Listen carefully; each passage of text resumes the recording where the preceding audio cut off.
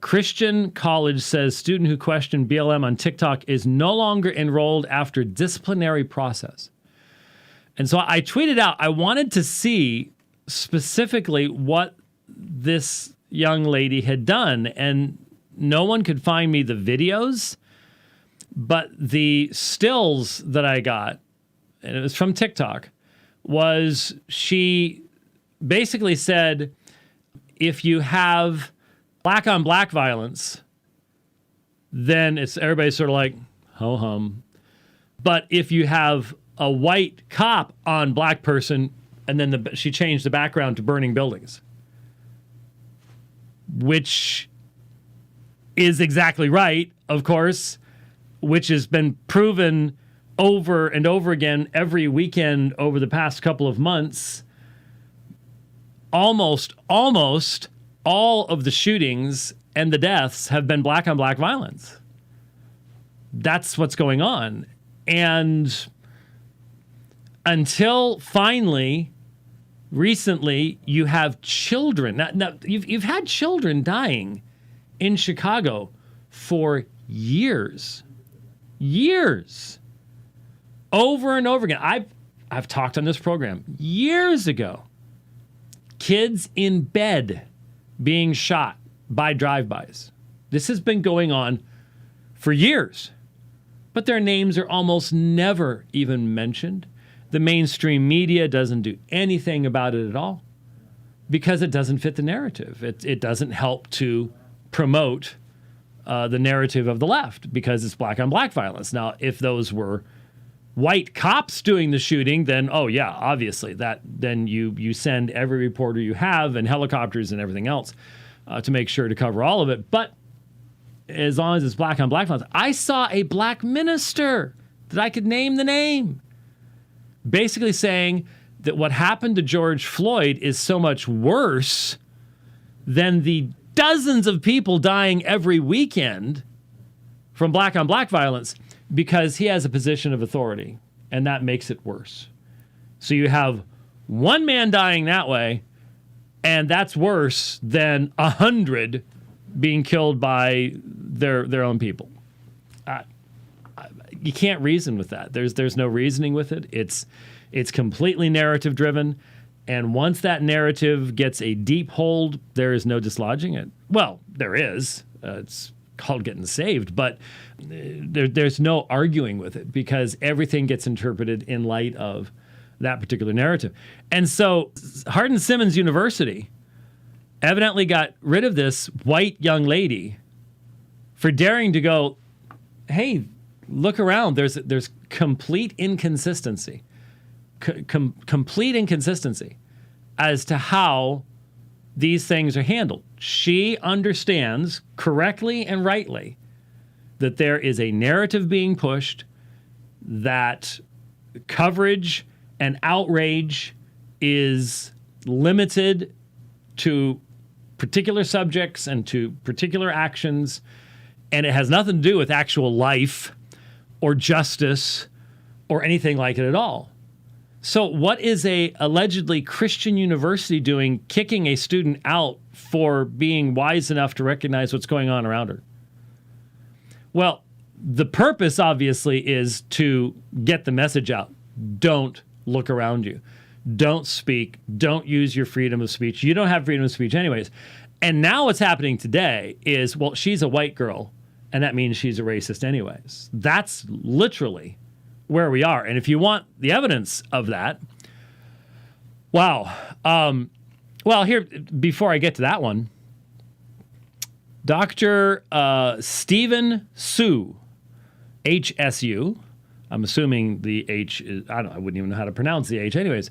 Physicist Stephen Su has been forced out of his role as Vice President of Research and Innovation at Michigan State University after he promoted a 2019 study that found there to be no racial bias in incidents of officer-involved shootings. So you have, and I recall this study, a peer-reviewed paper that finds no evidence of racial bias in incidents of officer-involved shootings. That's a fact. The numbers bear that out. But to even mention that as an academic, end of your career. That's it. If you're an academic, you simply have to chant the mantra, BLM, BLM, say it over and over again, ignore the facts, ignore the numbers, and you'll be all right. Don't say anything truthful. That's where we are. That's literally where we are right now. The mob has taken over. And it's just a matter of time till they get to all of us. There's a lot of us to get to. And if we don't start pushing back, if we don't start standing up and saying this is immoral, it's wrong, it's evil, at least we have a basis for saying. They're using all of our words.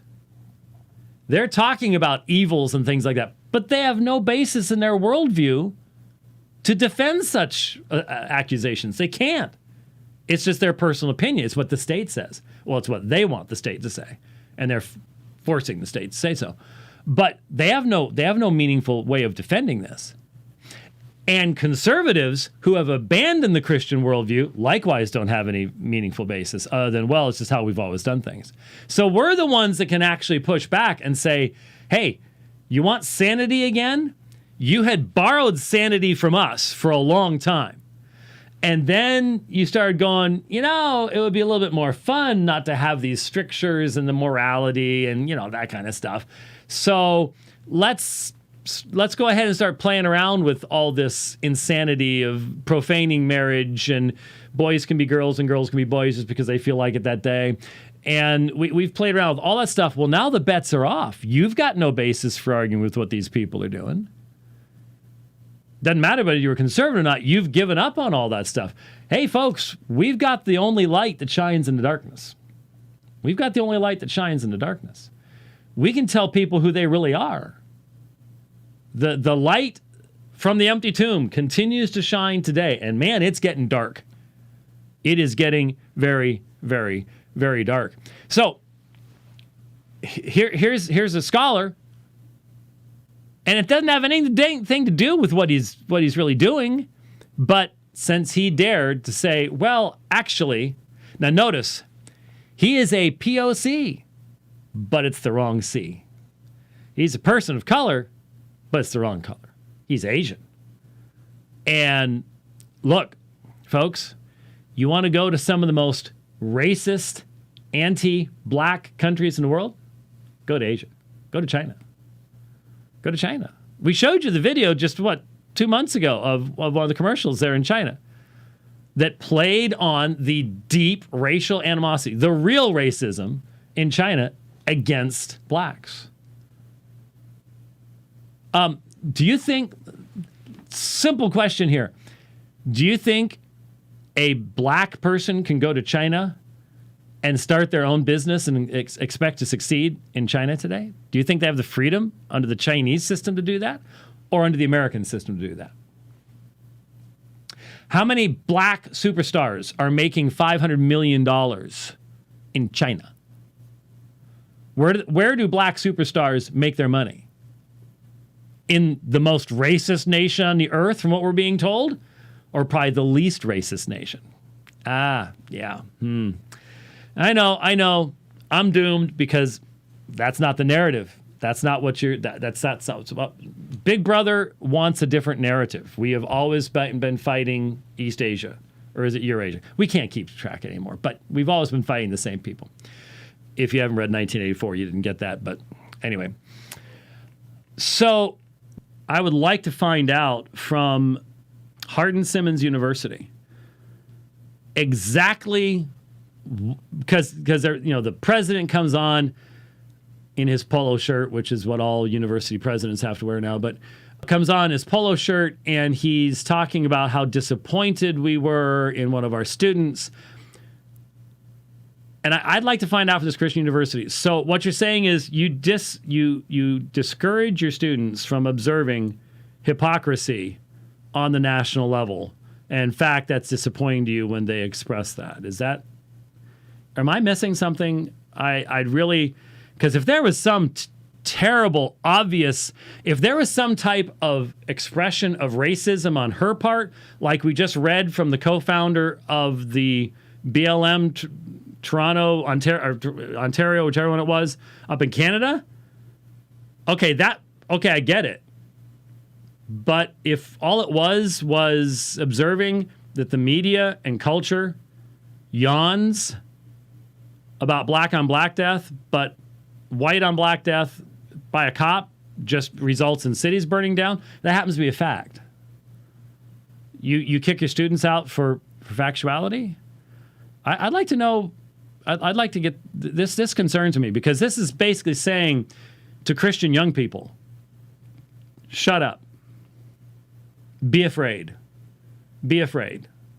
Everybody else, something tells me if the students at that university promoted BLM, they'd be, well, you want some time off from class? Great. You want to go protest? Great. Yeah, extra credit. But if you dare have meaningfully Christian thoughts about this subject that are consistent with biblical revelation, you're out of here. I just like to know, because, people are always asking, well, where can you go for a Christian education? And if you're advertising yourself as a Christian university, maybe you might want to protect Christian students. That'd be interesting to know. So I'd be interested in finding out a little bit more about that. Ashley Brock was her name. Ashley Brock. So if anybody knows, anybody would like to contact me, let me know what the whole story about that was. I think Hardin-Simmons University needs to be very straightforward as to why this happened. And I think the rest of the Christian students in that university would like to know where they stand too, as to how they're supposed to see these things. So